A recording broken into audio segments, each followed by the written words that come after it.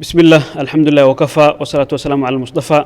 kulanti wacan waxaan halkan maanta ugu ballansanahay ama ugu madlanahayba barnaamij ay soo qaban qabisay ururka bulshada rayidka ee dowlad goboleedka Jubbaland magaceeda loo soo gaabiyay Junsa isla markaana ay taakulanayso hay'adda qaramada UNSOM oo aan maanta kaga hadli doono ama ku qada dhigi doonaba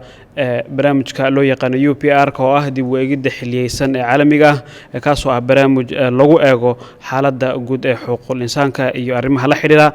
waxa barnaamijkeena aan maanta ku eegi doonaa bal waxa uu yahay ama waxa uu yahay dib u eegiddan caalamiga aan ka hadlayno cidda looga baahan yahay fulinteeda waxyaabaha laga hadlo iyo sidoo kaleba waxyaabaha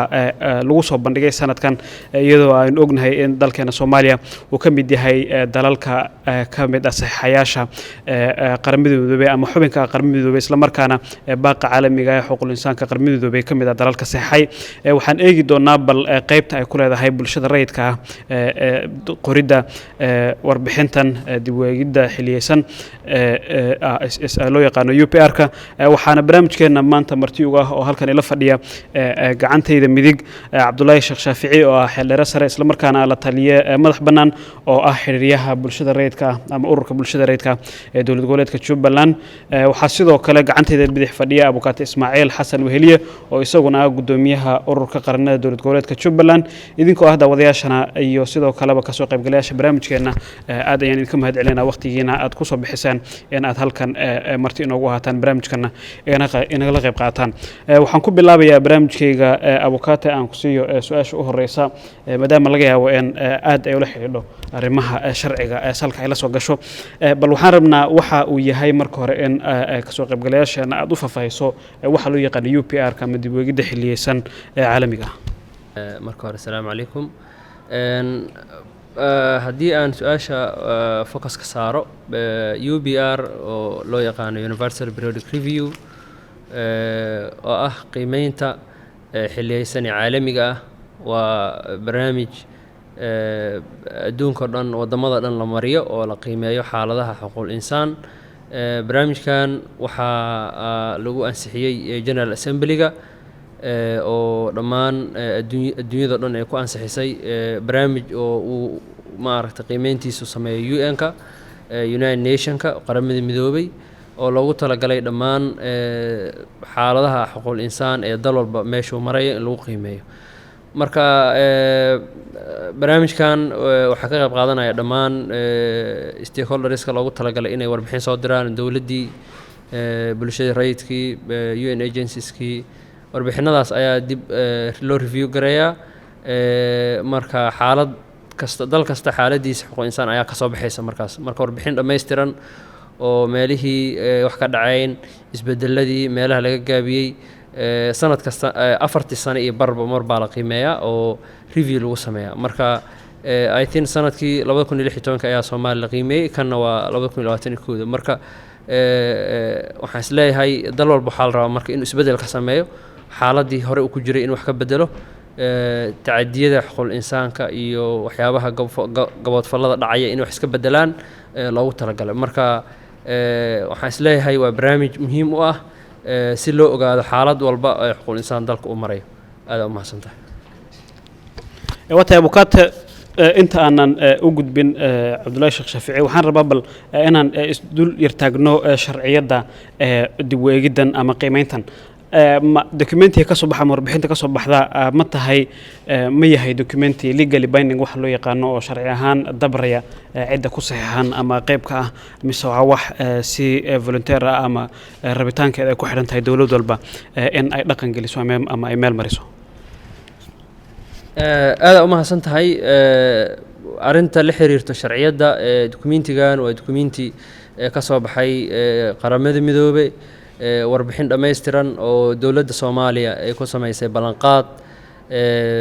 dowladaha marka joogay fadhigaasna ay talooyin ku bixiyeen marka maadaama Soomaaliya ay ka mid tahay xubinna ay ka tahay qaramada midoobay dhammaan waxyaabaha ka soo baxaya la xiriir warbixinadaas oo marka horeba Soomaaliya ay qayb u ahayd waa legal binding waa arin sharci ah waxaana laga rabaa isbedel inay ka sameyso 4 sano iyo bar inay isbedel cusub la timaado meelaha tacadiyada ka jiraan waa ogtahay dalkeena dhinacyo badan ayaa maaragtay uu ka liitaa dhinaca caruurta xuquuqda la xiriirto xorriyatul qowlka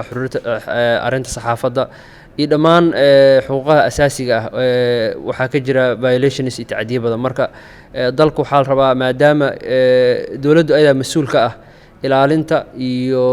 in dadka bulshada ay xuquuqdooda u isticmaalaan si nabadgelyo ah marka mas-uuliyadda dowladda saaran ayaa lagula xisaabtamaya ayaan isleeyahay marka aada u mahadsan tahay waa tahay aad buu umahadsan yahay abukaataha waxaan rabaa in aan ku nimaano mudan cabdulaahi waxaa laga yaaba maadaama aad si dhow ama muddo dheer aad ula shaqaynaysay ururada bulshada rayidka ah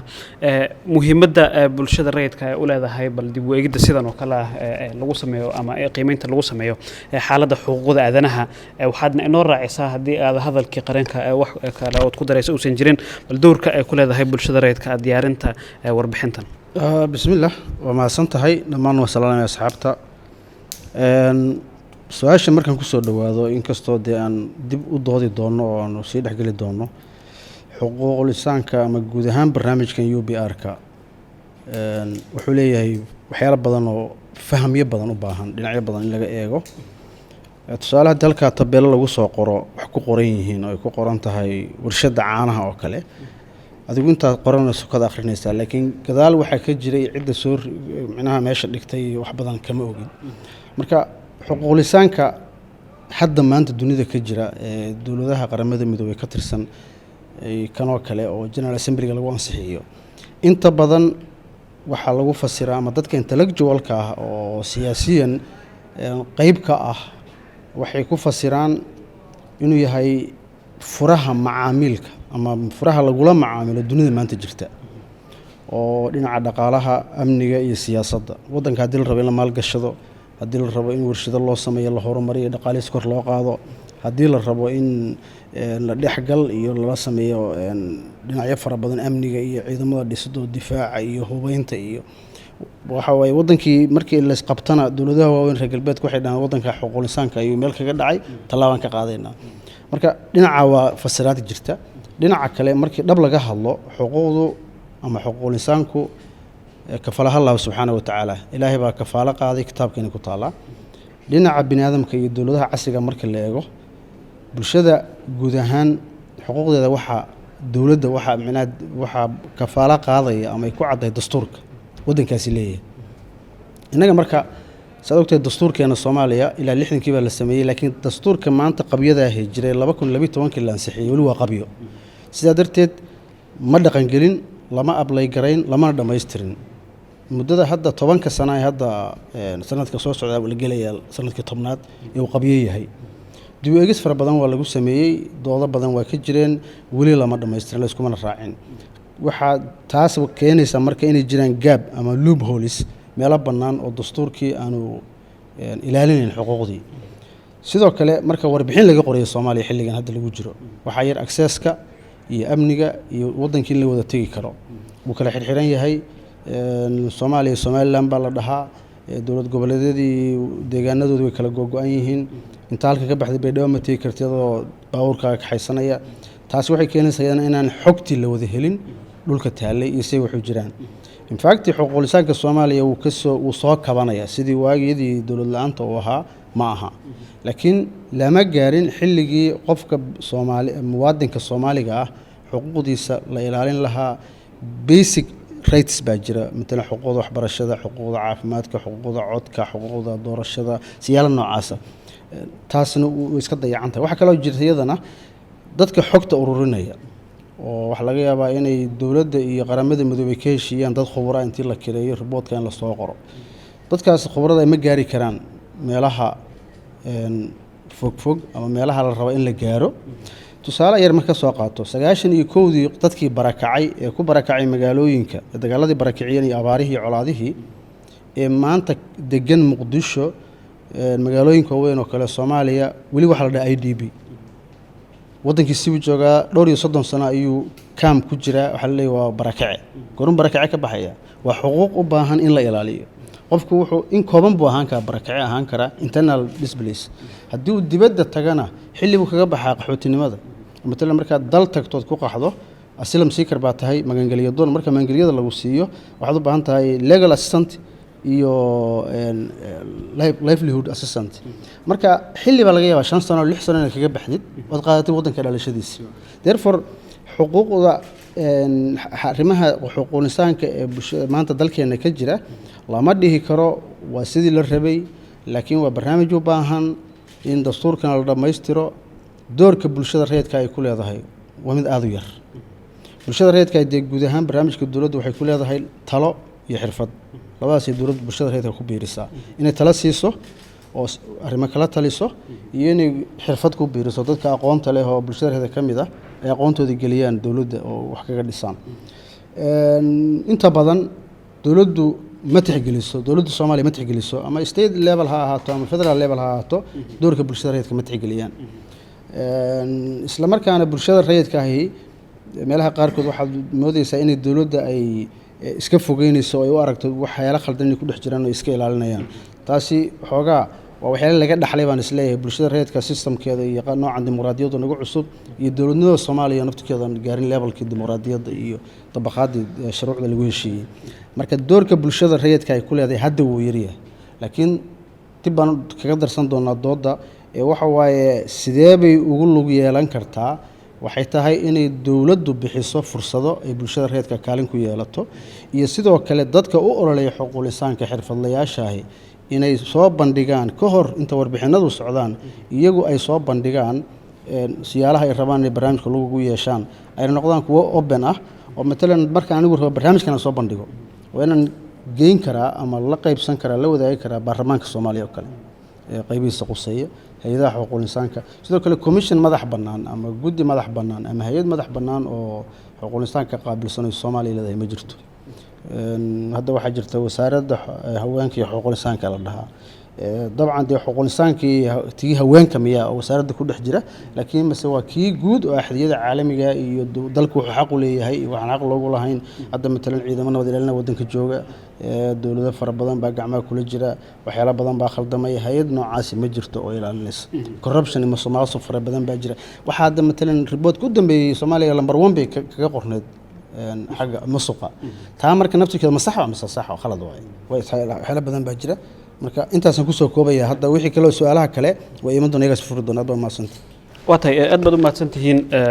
Cabdullaahi Sheekh Shaafici iyo abukaataha waxaan isleeyahay Google Dig inta way inagu filan tahay in bal fahan guud ay ka soo qaybgalayaasha iyo daawadayaasha ay ka helaan bal waxa uu yahay barnaamijka aynu ka hadlayno UPR-ta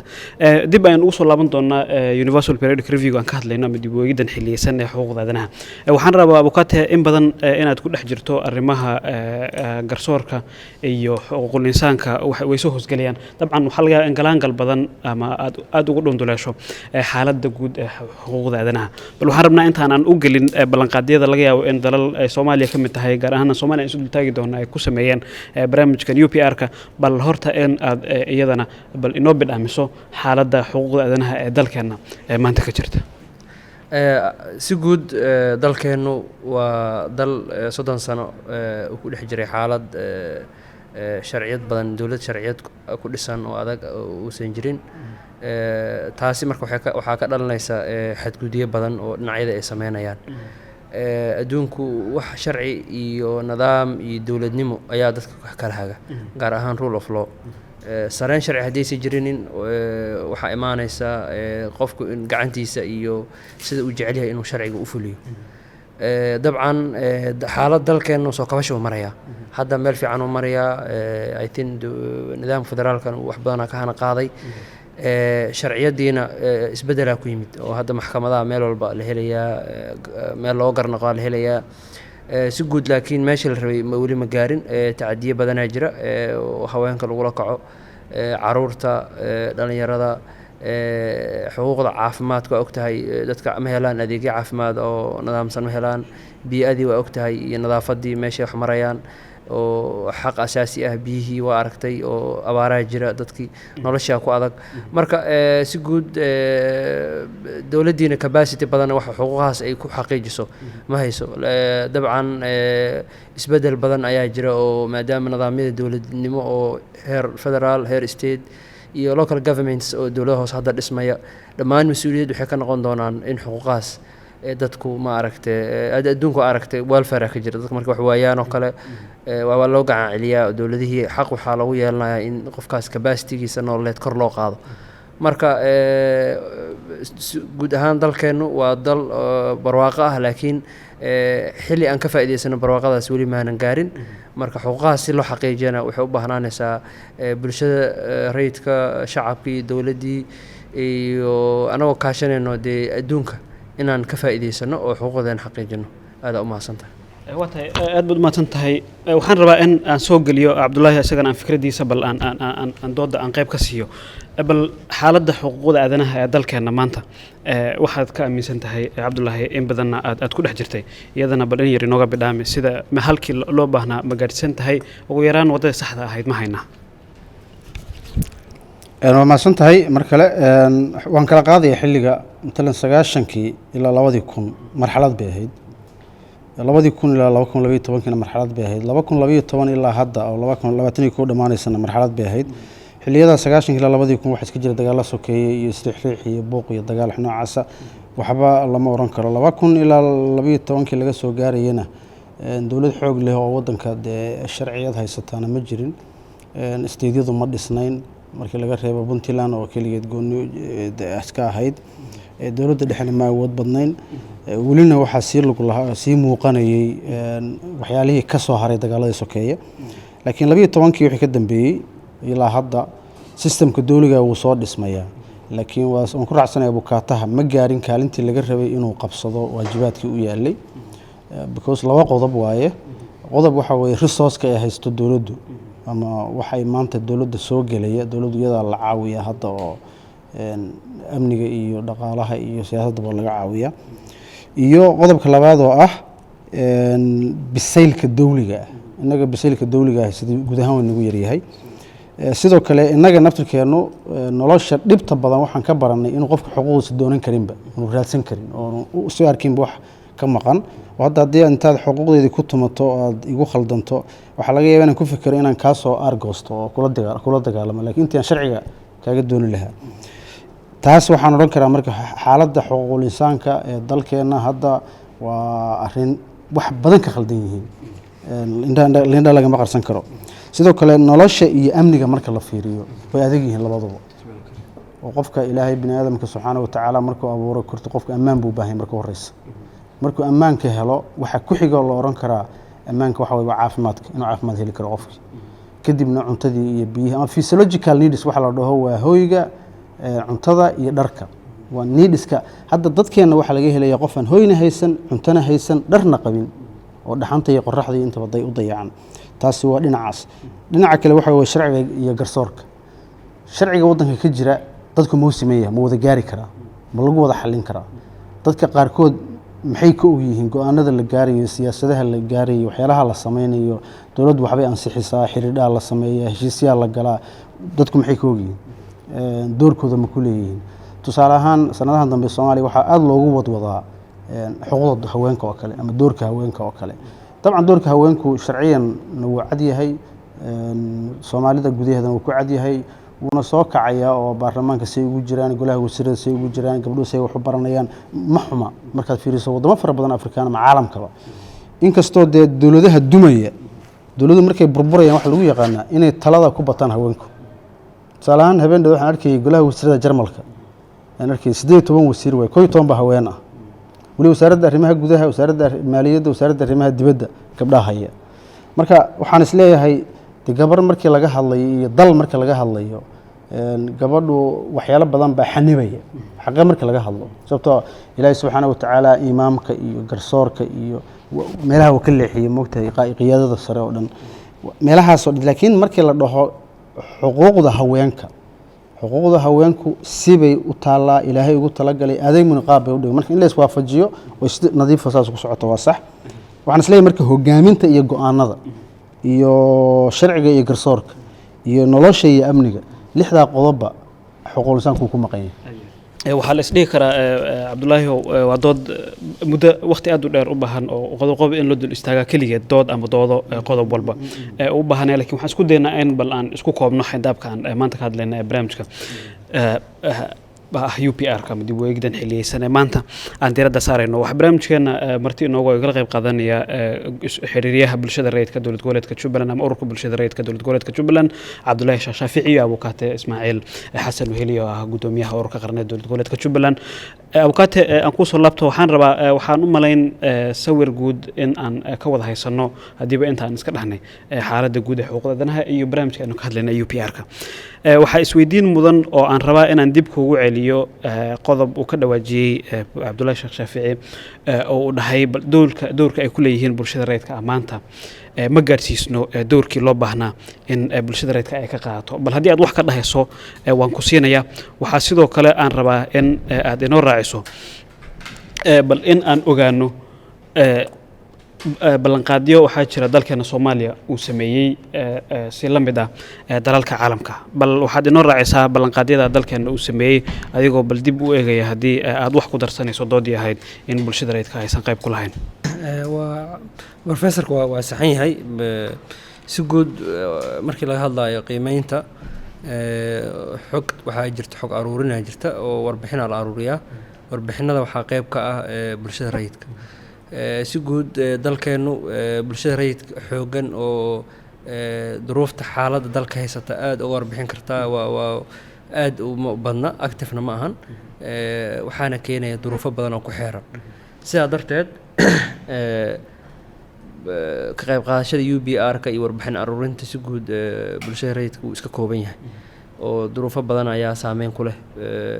taasi waa taas arrinta talooyinka ah Soomaaliya markii ay soo jeedisay warbixintii soo baxday July sanadkan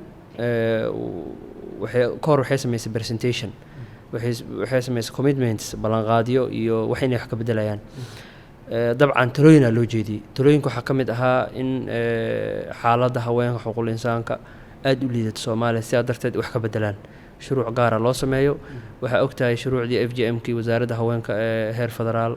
iyo gaar ahaan heer state ba weli aanan la baas mareenin madaxweynahan u saxiixin sharciyadii la xiriiray arrimaha kufsiga iyo galmada sharci darrada ah oo haweenka lagu dhaqan ayada lama ansixinin shuruuc badan waxaa jira xagga xuquuqda shaqada iyo lagu hayo haweenka xuquuqda sidoo kale tacadiyada lagu hayo suxufiyiinta waxaa ogtahay suxufiyiin badanaa la xiraa oo arrimo la xiriiro waa la hanjabaa qaarkood waa la jirdilaa qaarkood waa la dilaa marka dhammaan tacadiyada dhacaya oo xuquuqul insaanka la xiriiro caruurta waa ogtahay si looga faa'iideysto xagga shaqada iyo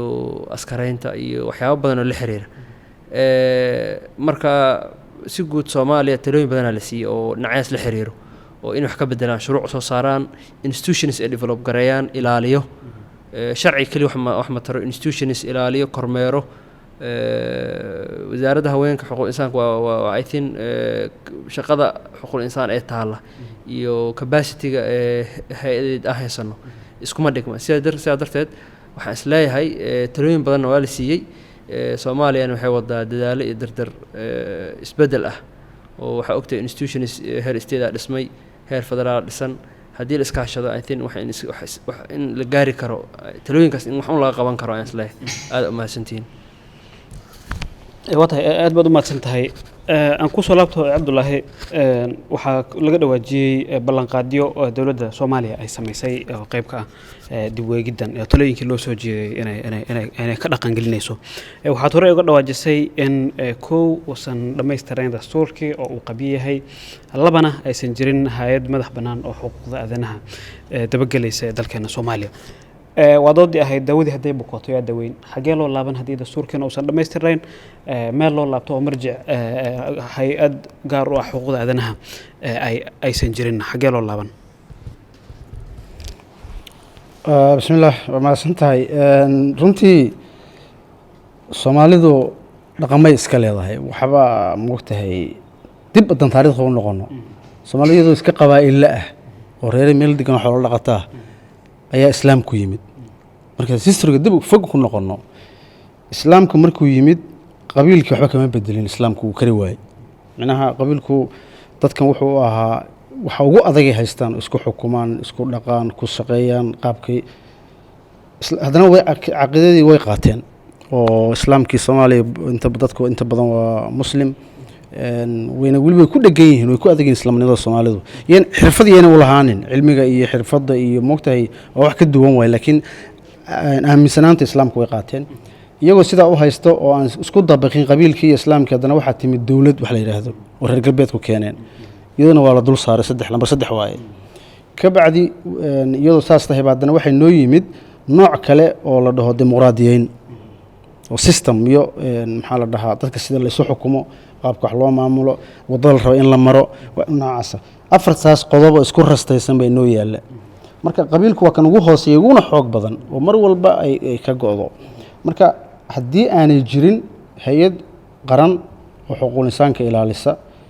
haddana bulshada rayidka aanay lahayn matalaad qaran oo u gaaro matalan ururada bulshada rayidka ee Soomaaliya ma laha madal ama dalad ama waxa rabto dheh oo national level ah oo matasha ma jirto sidoo kale matalan 3 qof marka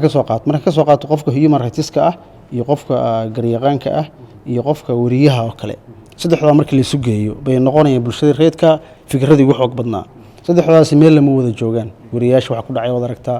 sharci yaqaanada wada aragtaa qof kasta oo maxkamad ka shaqeeya ama garsoorka u shaqeeya riski waa target waaye sidoo kale dadka human rights-ka u shaqeeya iyaguna waa target cid difaacda ma jirto intaa marka la isku daro waxay noqonaysaa yaa loo noqonayaa baa waxa loo noqonayaa nin magaciisa la yiraahdo dayac nin la yiraahdo meel iska fadhiyo oo xafiisyo leh oo shaqeeya oo waxaadan xaq u lahayn iyo waxaad xaq u leedahay ku kala saareen oo meel dhexe oo aan qabowna ahayn kuleylna ahayn kugu haynaya oo aadan waxba sheegin karin waxba aadan gudbinayn dadkuna kugu waliba calaamadinayaan waxaad sameynaysid oo halkaas loo noqonaa oo dadku ay la nool yihiin oo waligood ku soo socdeen baa jiro rastooyinka hadaan sheegayay iyo tan markii la isku daro waxa laga maarmaan ah inaynu xusno hab dhaqankeena Soomaali ahaan marka la dhaho waxa ugu badan oo matalan burburkii dawlad la'aantii lagu shaqeynay waxay odayaasha dhaqanka iyo culimada labadaas ay xalinayay ilaa iyo magta sida loo kala qaato sida wax loo la isugu celiyo sida hanti loo kala qaato wali halkii baan taaganaa hadda doorasha socota Soomaaliya kuraas baa la isku haystay Soomaa dadkii kuraasta isku haystay dawlad iyo dacwadaan iyo maxkamad dastuuri ma haystaan iyo meel ay dacwadoodii geystaan iyo cabashadoodii waxay ku khasban yihiin inay qabiilka dib ugu noqdaan oo qof kasta qabiilkiisa ka soo dhex hadlo oo xaaladda dhan ay halkaan noqoto ugu dambeynta ay noqoto madaxweynaha iyo ra'iisul wasaaraha iyo dawlad goboleedyada madaxdoodu inay si qabiil wada hadlaan marka ninka qabiil leeyahay dayac la jiifa oo qolka dayac leeyahay degan baa loo noqonayaa wax kale aan ma arkaa waa tahay aad baad u mahadsan tahay Cabdullaahi waan soo gabagabeynaa doodeed waxaan u malayn inihii u dambeysay inagoo waqtigana beeqansanayna ayaan soo gaadhnay waxaan rabaa qodobka uu ka dhawaajiyey Cabdullaahi aad ugu nuxnuxsaday runtii meel loo laabtay inaysan jirin sidee lagaga bixi karaa waxaad inoo raacisaa oo ay ahayd in bulshada rayidka ay qayb ka ahaato aan isla aragnay doodeena maanta in doorkii loo baahna bulshada rayidka aysan ku lahayn dib u eegiddan bal marxaladan aan ku tilmaami karno marxalad cakiran oo yar jahwareersan sida lagaga bixi karo bulshada rayidka ahna ee loo siin karo doorkii ay lahayn dabcan waxaan isla garanay inay caqabado jiraan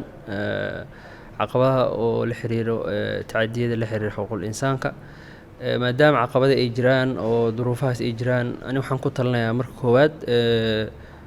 in la sameeyo isku tashi oo bulshada dhinacyada kala duwan isku tashato haddii yihiin dhalinyarada haweenka odayaasha in maaragtay la mideysnaado si arrimahaas looga baaqsado kow dhinaca kale waa dhinaca dowladda mas-uuliyadda dowladda saaran waxaa waaye ilaalinta badqabka iyo in ay bulshada si xor ah u dhaqangeliyaan xuquuqdooda waa ogtahay movementska xitaa oo aas-aas ah hadda Soomaaliya caqabadaha ka taagan oo xaqa socodka qofka maanta inuu gaari caadi raaco oo ilaa Muqdisho gaari ku tago dadka qaar restrictions saaran marka caqabado badan iska jira marka dawladdu waxaa mas'uul ka saaran dhammaan xuquuq si nabad ah ma aragtay uga soo baxdo arrinta waxaa lagu gaari karaa bulshada horta inay mideysnaato oo wacyigelin badan qaybaha kala duwan gaar ahaan ururada dhalinyarada haweenka culimada diinka oo inta badan dadka haga oo waxa wanaaga fara oo waxay ma aragtay xumaanta ka reeba sidaa darteed ani waxaan is leeyahay bulshada horta in la diyaariyo oo la wacyigeliyo waa number 1 dowladduna inay mas-uuliyaddeeda qaadato gaar ahaan institutionskii cadaaladda iyo isla xisaabtanka inay aada loo xoojiyo garsoorka in la xoojiyo guddiyada musuqmaasuqa la xoojiyo guddiyada xuquuqul insaanka la xoojiyo arrinta waxaa ka dhalanaysa marka isla xisaabtan cid walba oo ka gaabisa shaqadeeda in hay-adaha isla xisaabtanka iyo cadaaladda ay la xisaabtamaan dabcan baarlamaankana inuu shaqadiisa qabsado matalaadi ah oo korjoogteyntii isla xisaabtankii inuu sameeyo iyo sharci dejintii marka baarlamaanku waxaa aragtaa ayada naftirkiisa inuu marka qaarkiis siyaasadda uu inta badan ku dhex jiro oo golaha fulintii ku dhex milan yihiin marka sidii sharcigaana waxay ahayd in la xisaabtamaan laamaha fulinta ah oo ka gaabiyey ilaalinta iyo badqabka tacadiyadan dhacaya ee xuquuqda aadanaha ah marka talooyinkaas aan isleeyahay oo intaasoo qodob ah ayaa looga bixi karaa in la yareeyo waxna laga bedelo korna loo qaado xuquuqda aadanaha dalkeena uu marayo aada umahadsanta aad baad umahadsan tahay cabdullahi waxaan ku siinaya isla su-aashan aan abukaataha weydiiyey inaad haddii aad wax noogu darayso horeyna aad uga dhawaajisay in bulshada rayidka dowrkeeda aysan haysan sidee kor loogu qaadi karaa oo looga qaybgelin karaa bulshada rayidka ah fariintaad u dambaysana inoo raaci waa mahadsan tahay marka u horeysa la rabo in wixii kor loo qaado shay kasta oo promotion lagu sameynayo waxbaa asaas u ah asaaska koowaad waxa waaye dowladda gudaheeda markii laga hadlayo baarlamaankay noqonaysa baarlamaanka ayaa bulshada matala isaga ayaana wixii sharciga diida sharci aan ahayn wixii sharcigan ogolaada tusaale markaan soo qaato haddii dowladda lala xisaabtamo oo si cilmiyeysan oo aan dhibaato dowladda ku ahayn sharcigana wuxuu dhimayn isla markaana caawinaya dhismaha dowladda Soomaaliyeed markii la keeno dowladdu ma diidayso san aniga waan tijaabinay Jubbaland oo kale Kismaayo waxaan ku tijaabinay inaan la xisaabtano oo la shaqeyno korjoogtayna booliska ciidanka booliska hawlaha ay qabanayaan adeeg ay bixinayaan meelaha dadka ku xirayaan sidii qof kiiska loo baarayo sidii loo gudbinayo inaan korjoogtayno waan ku guuleysanay waxaanu saaxiib ka dhignay bulshadii iyo booliskii waxaanu la wadaagnay kiisaskii waxaan ka caawinay wixii iyaga caqabad ku ahaa waxayna iyaguna naga caawiyeen inaan la shaqeeyaan waa lagu guuleystay wasaaradda amniga wasaaradda cadaaladda sidoo kale haddii marka minaha dowlad xun lama xisaabtami karo laakiin dowlad wanaagsan la xisaabtami karaa dowladda wanaagsanna micnaheedu waxa waaye in go'aano la gaaro go'aanadii la fuliyo dowladda xunna waxa waaye in go'aano la gaaro oo la fulin waayo مثلا budget baa la sameeyay budgetka meel la yaqaan meeshu ka imanay tira meel lagu qoray waa la gaaray dakhli ma leh lama diyaarin wixii la helana si khaldan baa loo isticmaalay waa dowlad xumo haddii kiisaska iyo tacadiyada iyo dhibaatooyinka dhacaya aan dowladda lagu korjoogtaynin taas taagnaanaysa laakiin marka dowladdu ay ogolaato in la xisaabtamo waa inay iyada marka hore مثلا guddiga xuquuqul insaanka baarlamaanka u qaabilsan waa inuu awoodaa inuu hay'adaha xuquuqul insaanka la fariisto su'aalo weydiiyo ka keeno xog guddiga amnigu haduuna taliyaha ciidanka iyo wasiirka gaashaandhigga iyo wasaaradda amniga intuu u yeero aanu su'aalo weydiin karin